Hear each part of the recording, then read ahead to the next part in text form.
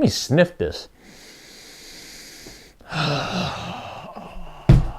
I'm done after that one. That was my last sniff.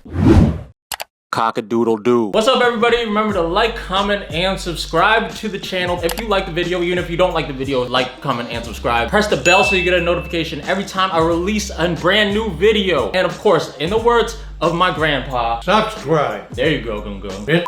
Telling grandma you said that. Go ahead. She gonna kick your ass. I kick your ass. Kick my ass? Well, if you say. Yeah, I don't want to be snitched. Oh.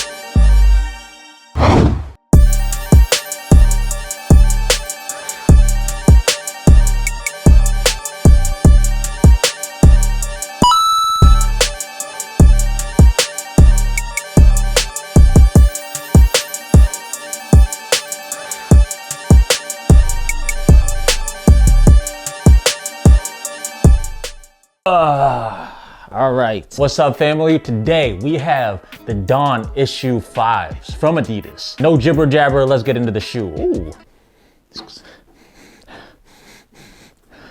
These smell kind of good. Starting off with the looks and the initial thoughts, not only do they smell good, they kind of look good too. First thing I noticed was the tongue is kind of different. One side is connected to the shoe, the other one isn't, so it's kind of slanted. It's pretty cool. Definitely the colorway and the silhouette got that Spider-Verse vibes. Obviously, Spider Mitchell makes sense. By the way, just got Spider-Man 2. That game is fire. Crack in a video game. It's crazy. Definitely recommend. Adidas does a great job of personifying a sneaker for its signature athlete. This just screams Donovan Mitchell. Actually, it does say his name on the shoe, so it does say it. If it doesn't scream it, it says it. But you just look at the shoe and you know it's a Donovan Mitchell shoe. I did get a compliment while wearing these shoes, so that's basically what I go by when judging the looks and the initial thoughts. If I get a compliment in them, they look good to me.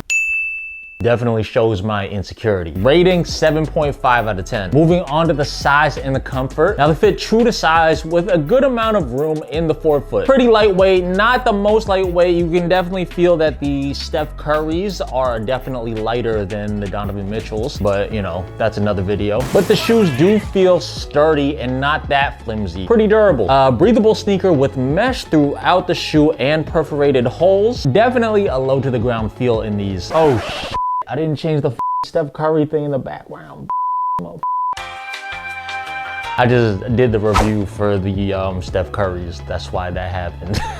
I'll be damned if I have to restart that. Anyways, definitely a low to the ground feel, so it helps you be quick on your feet with the light strike cushioning. Rating 9 out of 10. Moving on to the traction, easily the worst part of the sneaker. I had a good run of testing sneakers where the tractions were all good, but the last few sneakers kind of sucked. Now, this sneaker has a herringbone traction pattern in some parts and then a circular one in other parts on a rubber outsole. It picks up a lot of dust. It got dirty pretty easily. After one wear, actually, it got pretty dirty. Now, while you're not slipping and sliding like you were in the Zions, I can't say you feel at ease wearing these shoes either. Meaning you kind of feel the traction give way when wearing them. Like if you want to change direction, you'll slide a little bit, which definitely slows you down, and you don't want that to happen while playing basketball. And even on the defensive slide, if you're trying to keep up with someone doing defensive slides and all that, when guarding someone, you're gonna slide and you're gonna be slower because you're freaking sliding in these shoes. Meaning the person you're guarding is gonna go right by you. Traction rating 5 out of 10. Moving on to the materials and the technology. So as a lace closure, a synthetic upper, TPU heel clip, propulsion plate, light strike cushioning, and a rubber outsole. Made with a series of recycled materials, this upper features at least 50%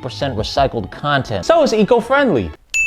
Either way, the materials are minimal and pretty standard. There's no boost in it like other premium Adidas sneakers and Adidas basketball sneakers with signature athletes like Trae Young or James Harden. This is just light strike, which does a pretty good job by itself. The shoe's materials do a great job of protecting your feet and making sure your feet feel good and comfortable inside, but the traction sucks, so there's that. Materials and technology rating 6.5 out of 10. Feels like there wasn't much put into this shoe. You know, the 5s for the Adidas was just kind of a shoe that they glossed over. Moving on to the support and the lockdown. They're solid, of course, standing on light strike cushioning, even without the boost. You don't need the boost. The light strike feels really good. They're pretty sturdy, even with the shoe's traction being pretty bad. You definitely need the sneakers materials to be durable for your feet's sake. Lockdown is great with the lace closure. It's another sneaker where it's pretty difficult to put on and take off, but it's not uncomfortable around your ankles while wearing them. Another good thing about this shoe is that the laces are long enough to double knot, so that's pretty good, and it has a heel tab, so it helps you put on the shoe and take off the shoe. And I also think the tongue being attached to one side but not attached to the other side is supposed to help you put on and take off the shoe as well. It's supposed to make it easier. Rating 8.5 out of 10. Moving on to the price and the value. For $120, it's one of the cheaper Adidas signatures because it doesn't have boost. While that normally wouldn't be a problem, $120 for a Donovan Mitchell shoe in the past was normally a better deal than buying a Harden or a Trae Young shoe. The traction in this shoe makes it not worth it. You definitely find yourself doing this on the court a lot, trying to wipe the dust off of it. While it's cheaper than a lot of other signature models, $120 is still a lot of money. I'm sure a lot of budget model sneakers, or even basketball sneakers in Famous Footwear, have better traction than these. Shout out to Famous Footwear though, but those new Devin Booker shoes, they look like they're from Famous Footwear. Overall, my suggestion is if you're a Spider Mitchell fan or just love the D.O.Ns in the past, get an older pair. Issue 1, 2, 3, 4. If you don't know which one, watch my performance reviews, see which one you like the most. They're probably cheaper too. But the main thing is the traction's not that good in this shoe. It's not terrible